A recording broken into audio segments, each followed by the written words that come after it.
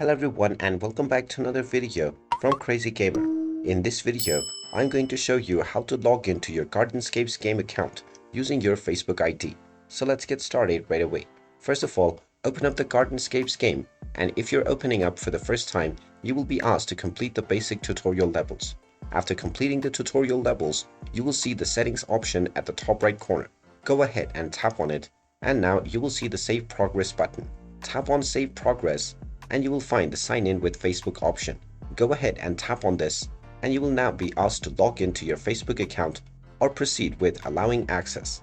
Tap on the Allow Access or the Continue As button and now you will be logged in using your Facebook account right away, and all of your previous progress will once again be loaded back to your account. When you tap on the Save Progress button now, you will see a Sign Out button instead of the Sign In with Facebook. And there you have it. That is how easy it is to log into your Gardenscapes game using your Facebook account.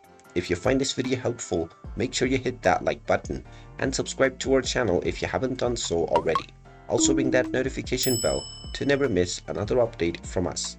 Thank you for watching and I will see you again in the next video.